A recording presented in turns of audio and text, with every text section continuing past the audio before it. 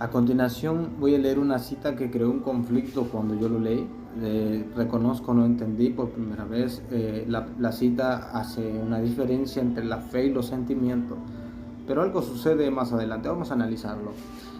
Estoy leyendo el libro de Testimonios, la página 167 del volumen 1 dice: Dios debe ser servido por principio en vez de sentimiento.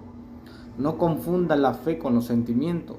Son distintos. La fe es nuestra para ejercitarla. Esta fe debemos mantenerla en ejercicio. Cree. Deja que tu fe se apodere de la bendición y es tuya. Tus emociones no tienen nada que ver con esta fe. Cuando la fe trae la bendición a tu corazón y te regocijas en la bendición, ya no es nomás fe, sino sentimiento. Yo creo que la parte final es la que creaba conflicto en cómo entender este párrafo del Espíritu de Profecía. Pero noten, hay una cita más que es más clara y está en Mensajes Selectos, el tomo 2, la página 278. Dice: deberíamos dedicarnos cada día a Dios y creer que Él acepta los sacrificios sin examinar si acaso poseemos ese grado de sentimiento que pensamos debe corresponder con nuestra fe. El sentimiento y la fe son diferentes, tan como lejano está el oriente del occidente. Y escuchen, la fe no depende del sentimiento. Debemos implorar fervientemente a Dios y con fe haya o no sentimiento. Eso aclara mucho. Y luego debemos vivir de acuerdo con nuestras oraciones. La palabra de Dios constituye nuestra seguridad y evidencia. De modo que después de haber pedido debemos creer sin dudar. Ahora, aquí es donde se creaba un conflicto, porque muchas veces nosotros vemos esa diferencia entre la fe y las emociones, pero no logramos entender esa parte final de ese texto. Ahora, entiendo, leyendo un poco más, que la fe produce sentimientos, te regocijas en la bendición, pero la fe no es meramente un sentimiento. Es decir, tú puedes tener fe independientemente de cómo tú te sientas. Tú no tienes que sentirte bien para tener fe. Escucha bien lo que te voy a decir. En Getsemaní, Cristo estaba orando a su Padre. Todo su organismo estaba respondiendo al estrés y a la angustia que estaba viviendo. Así lo declara Lucas 22:44. Una angustia terrible. Y en medio de esa angustia le pide al Padre que pase esa copa de él. Está en Mateo 26. Haz que pase de mí esta copa. En medio de esa angustia, sin embargo, él mismo dice: pero no se haga mi voluntad, sino la voluntad tuya. Aquí quisieras detenerme y hacerte una pregunta, estimado amigo. En ese momento de angustia, en ese momento de conflicto, de dolor, ¿dónde estaban sus sentimientos? Su voluntad estaba contrariamente, se oponía en ese momento al plan de su Padre. Pero que dijo: no se haga mi voluntad sino la tuya. Y eso es lo que quiero dejar en mente en este momento. Cuando la voluntad del hombre coopera con la voluntad de Dios, esa voluntad se vuelve omnipotente. Estimados hermanos, no tienes que sentirte bien para tener fe. Independientemente de cómo te sientas, tú tienes que tener fe.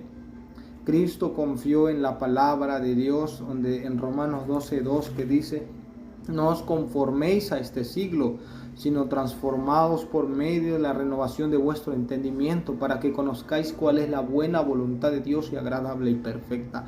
En ese momento no sentía que la voluntad de Dios fuera agradable y perfecta, pero no se dejó guiar por sus sentimientos, sino por la fe. Confió en las palabras de Cristo, que su voluntad, en las palabras de su Padre, que su voluntad era agradable y perfecta.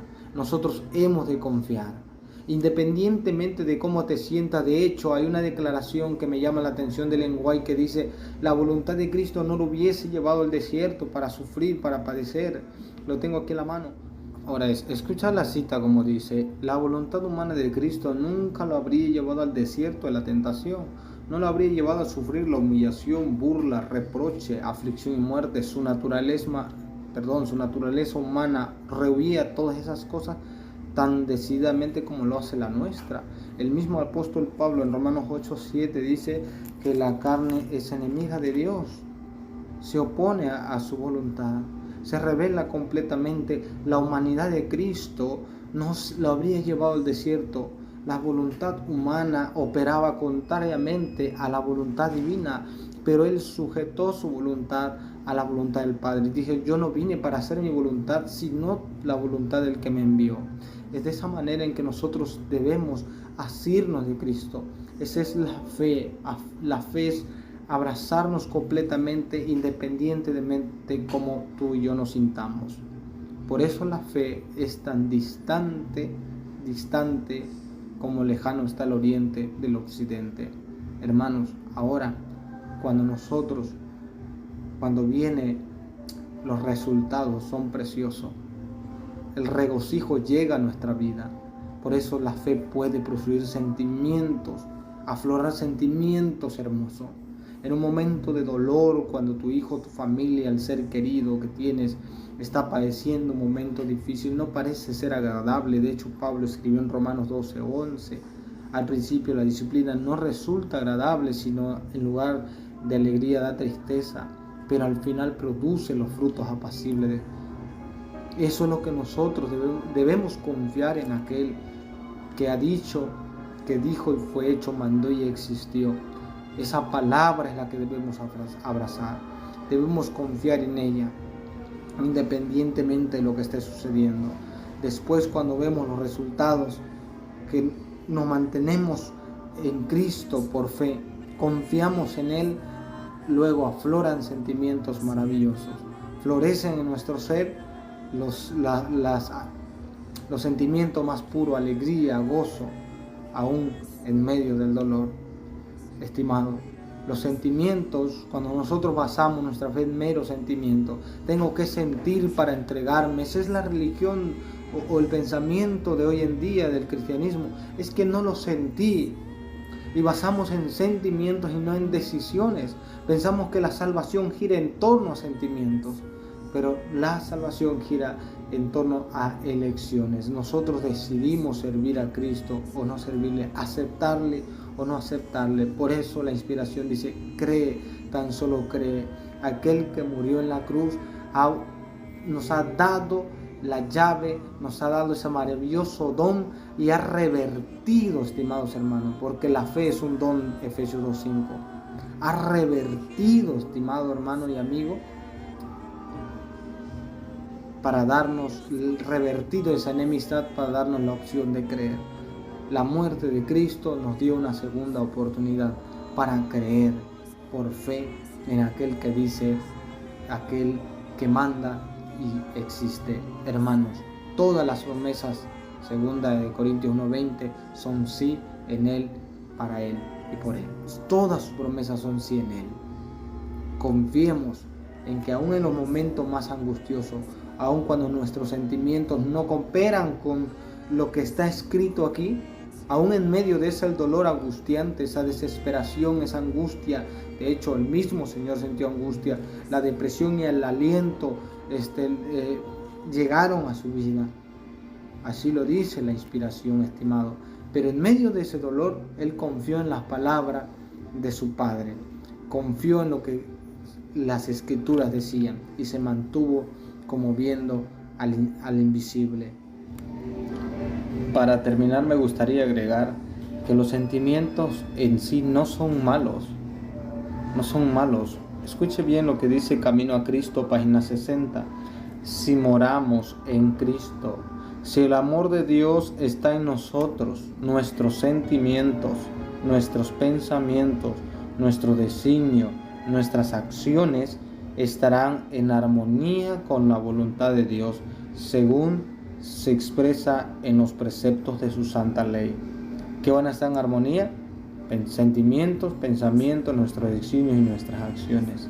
Si nuestros pensamientos, escribió la hermana Juárez en otra ocasión, son correctos, lo serán nuestros sentimientos. El Señor en Jeremías 29:11 dice, los sentimientos que tengo, los pensamientos que tengo sobre ti son pensamientos de paz. Todo está en armonía. Ahora, quiero enfatizar algo. De hecho, estos sentimientos deben estar en armonía.